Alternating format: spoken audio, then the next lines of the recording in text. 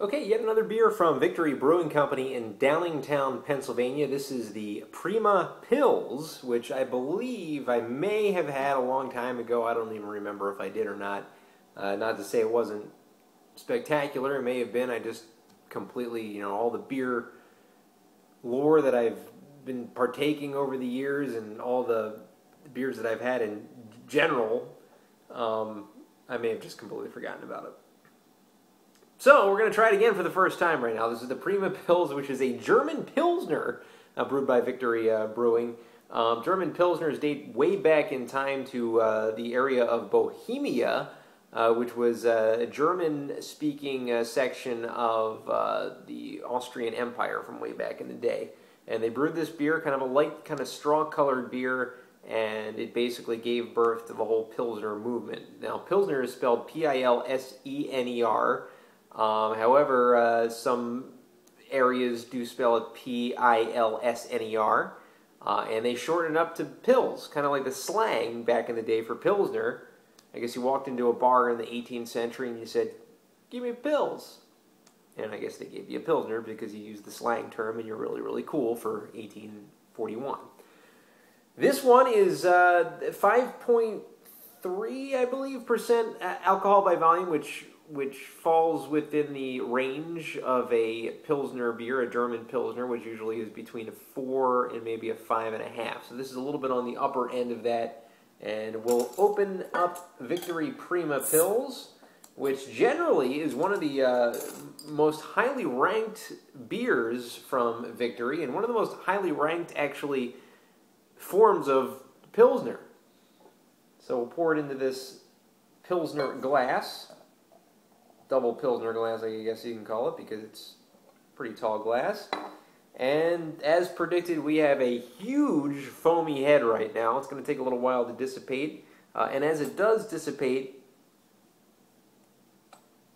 it's got a very, very light straw color, as it was advertised as being. Grab a whiff of it. Very floral. I have to admit, this beer probably is not the freshest of the form. I did get this in a mix and match 6-pack. January 30th, 2012 is when it was bottled. Currently, today's date is June 29th, almost June 30th. So, we're talking about a 5-month time differential, which shouldn't be too bad for any type of beer. So, this beer is very light, very floaty. I'm getting a very I don't know, Miller kind of scent to it, but it's a Pilsner, so, I'm thinking of all the macro brews that I've ever had, and I'm thinking that, oh, if a microbrewer is going to do a Pilsner, it's going to be sensational, and this may still be sensational. It's just very light, very, very light. This is a total barbecue beer, or lawnmower beer. Basically, you can you drink outside for, a number in one sitting. Let's grab a taste of it right now.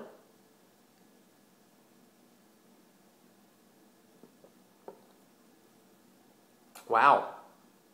All right. This is flooring me as far as the smell to taste ratio. I was not expecting anything from the smell of this beer. I was expecting something much akin to Miller Lite or something like that. But what I got is just a great taste sensation. This is pretty amazing.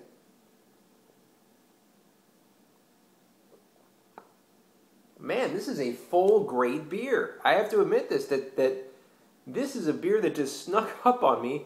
I thought for a second that it was, after the smell, I was like, what in the world are they selling this for almost twice as much of a case, for a case as they are of some of the macros out there. But wow, now I can see why. This beer is really sensational for its form. Not my form per se, but for what it is and what they pack into a Pilsner here, it is sensational. I'll give it a 8.5 out of 10.